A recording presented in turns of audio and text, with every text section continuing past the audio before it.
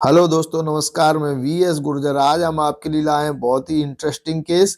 इसमें भैंस के बीमार होने से लेकर हमारे द्वारा उसका किया गया इलाज एवं ऑनर के सहनशीलता और धैर्य की भी कहानी सुनाएंगे। क्योंकि पशु चिकित्सा के क्षेत्र में पशु का बीमार होना और चिकित्सक द्वारा उसका सही इलाज करना इस सबसे अलग है उसके मालिक का धैर्य रखना और चिकित्सक को शांत दिमाग से काम करने देना। आज हमें अर्जेंट कॉल आया है ग्राम कुशराजपुर से। फ़ोन पर हमें ओनर ने बताया कि उसकी भैंस अचानक खड़े से गिर गई है और उसकी सांस भी तेज तेज चल रही है। ओनर की रिक्वेस्ट पर हम बिना देर किए उसके गांव पहुंचे। उसके घर पहुंचकर हमने देखा कि उसकी भैंस अचेत अवस्था में ज़मीन पर पड़ी हुई है और उसकी आंखें भी तेज हैं तथा गहरी लाल हो रही हैं, जैसा कि आप वीडियो में देख पा रहे हैं। सबसे पहले उसका टेम्परेचर लिया जो कि 106 डिग्री फ़ारेनहाइट था।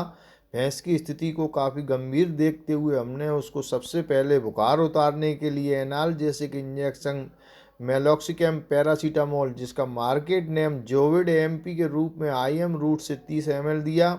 इसके बाद हमने आईएम रूट से ही भैंस को तनाव कम करने के लिए दूसरा इंजेक्शन सीपीएम, जिसका मार्केट नेम जीट 15 ml दिया। इतना करने के बाद हमने ऑनर से भैंस की केस हिस्ट्री ली, जिसमें उसने हमें बताया कि भैंस ने 5 दिन पहले ही बच्चा दिया है। बच्चा देने के 1 हफ्ते पहले से ही यह भैंस खाना पीना जुगाली कम कर रही थी। जब हमने पूरी तरह डायग्नोसिस किया तो यह केस निकला ट्रिपनोसोमाइसिस का, जिसे हम आम भाषा में सर्रा भी कहते हैं। अब बारी आती है लाइन ऑफ ट्रीटमेंट की। तो हमने इसको सबसे पहले फ्लूइड देने का निर्णय लिया और वो भी ज़्यादा मात्रा में। तो साथियों, हमने फ्लूइड में चयन किया एनएस का। एनएस में ही हमने इसको आईवी रूट से 20 ml इंजेक्शन फ्लुक्सोमिन मैग्लोमाइन दिया और साथ ही साथ हमने इसको डेक्सट्रोज भी 1 लीटर दिया। तो हमने इसको 4 लीटर एनएस आईवी रूट से दिया। तो उसी के साथ ही साथ हमने मिथाइल कोबालामिन इंजेक्शन 30 ml भी दिया इसको उसी के साथ डाइल्यूट करके, और बी कॉम्प्लेक्स के रूप में इंजेक्शन कॉन्सिप्लेक्स भी 30 ml ही हमने दिया। और ये सब दवाएं लगते लगते ही भैंस का टेम्परेचर नॉर्मल हुआ और भैंस लेटे से बैठी हो गई। ये सब दवाएं आईवी रूट से देने के बाद जब भैंस बैठी हो गई तो हमने इसको सर्रा के लिए दिया जाने वाला इंजेक्शन सर्राल पूरा आईएम रूट से लगाया। भैंस को आराम मिलने पर जब भैंस आराम से बैठी हुई तो सभी को लगा कि भैंस अब खतरे से बाहर है। इसके बाद हम भी रात बहुत होने के कारण अपने घर आ गए। लेकिन अगली ही सुबह हमें ओनर का फोन आया कि हमारी भैंस जब से आप इलाज करके गए हैं उसके बाद बैठी तो आराम से है और उसने चारा भी खाया है, सुबह पानी भी पिया है, लेकिन वह खड़े होने में असमर्थ है। ऑनर की दोबारा रिक्वेस्ट पर जब हम दोपहर में अगले दिन इस भैंस को देखने गए तो हमने देखा कि भैंस आराम से बैठी हुई है और जुगाली कर रही है, जैसा कि आप वीडियो में देख पा रहे हैं। लेकिन जब हमने गहनता से इस भैंस का चेकअप किया तो हमने पाया कि यह भैंस डाउनर में चली गई है और ज्यादा टेम्परेचर के कारण ऐसा होता है। भैंस खड़ी होने में पूरी तरह से असमर्थ थी और काफी कमजोर महसूस कर रही थी। इसका एक कारण उसका हाल ही में बच्चा देना भी था। अब हमारे सामने इस भैंस को खड़ी करने का एक चैलेंजिंग टास्क था, जिसमें हमारा पूर्ण रूप से सहयोग ऑनर ने भी किया। अमूमन ऐसी स्थिति में ऑनर अपना धैर्य खो देते हैं, या तो वे डॉक्टर को चेंज करते हैं या फिर इलाज ही नहीं करवाते हैं। अधिकांश ऐसे केसों में ऑनर पशु को सस्ते दामों में कसाई को बेच देता है, लेकिन यहाँ हमने ऐसा नहीं होने दिया और ऑनर को पूर्ण रूप से विश्वास में लिया कि हम उसकी भैंस को खड़ी करने में एड़ी चोटी का जोर लगा देंगे।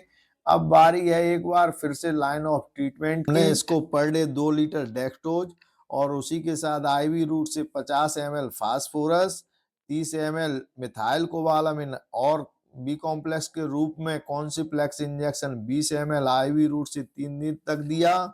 ऐसा करने पर जब हमको सफलता नहीं मिली तो हमने चौथे दिन इसको 1.5 लीटर माइफैक्स यानी कि 650 ml चढ़ाया। जब हम इसके बाद 5वें दिन इलाज करने पहुंचे तो ऑनर ने हमें बताया कि डॉक्टर साहब, आपने जब इसको माइफेक्स चढ़ाई हैं, उसके बाद से यह बार बार उठने का पूर्ण प्रयास कर रही है और अगले धड़ से आधी उठ भी जाती है, लेकिन पीछे का धड़ इसका काम नहीं कर रहा। अब एक बार फिर से हमने इलाज को चेंज करते हुए इसको विटामिन D3 के जो मार्केट में एक एक एम्पुल के इंजेक्शन आते हैं, वे हमने इसको 6 ampoule per day IM root से, इसी के साथ हमने इसको इंजेक्शन मिथाइल कोबालामिन न्यूरोजिन के रूप में 20 ml IM रूट से, इंजेक्शन रेप्रोनॉल 10 ml वो भी हमने इसको IM रूट से दिया। ये सारी दवाएं हमने इसको IM रूट से ही लगाई हैं और साथ ही साथ एक इंजेक्शन और हमने इसको प्रेडनिसोलोन भी 10 ml IM रूट से ही लगाया है। साथियों, ये सब दवाएं जब हमने 3 दिन तक इसको लगातार लगाई तो पहले दिन से ही भैंस की बॉडी में एक्टिविटी तेज हो गई थी और भैंस दूसरे दिन जब हम इसको दवा लगाने के लिए इसमें निडल हमने इंसर्ट की तो भैंस ने काफी खड़े होने का प्रयास किया और भैंस 10 मिनट तक खड़ी भी हो गई अपने आप। लेकिन तीसरे दिन हमें ओनर का फोन आया कि डॉक्टर साहब मेरी भैंस पूरी तरह से खड़ी हो गई है।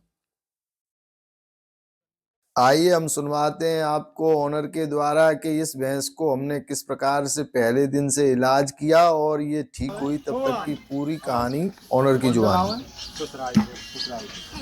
ये क्या आपकी भैंस बीमार हुई थी? ये क्या हुआ था इसको? हाँ, इसको सर्रा बन गया था, 10-15 दिन पड़ी रही थी। आपने इलाज दिया था, खाड़े से गिरी थी। आप लोगों ने फोन करा था, मैं आया था, उसने इलाज करा था। फिर उसके बाद ये क्या खड़ी नहीं हो पा रही थी? खड़ी नहीं बना रही थी। तो फिर ये कितने दिन पड़ी रही थी? 10-15 दिन। अब ठीक है? खड़ी हो गई? कितने दिन हो गए खड़े हुए? करीबन 7-8 दिन। 7-8 दिन खड़े हुए हो गए, मतलब तब से मैं लेट हो गया वीडियो बनाने में। ठीक है, ये दिखाओ। इस केस के माध्यम से हम अपने क्षेत्र के सभी पशुपालकों को यह कहना चाहेंगे कि अगर प्रैक्टिशनर को इलाज के लिए सपोर्टिव वातावरण दिया जाए तो हमारे आसपास भी मरते हुए पशुओं को बचाने और अपने काम को पूर्ण समर्पण से करने वाले डॉक्टर और चिकित्सक मौजूद हैं। धन्यवाद।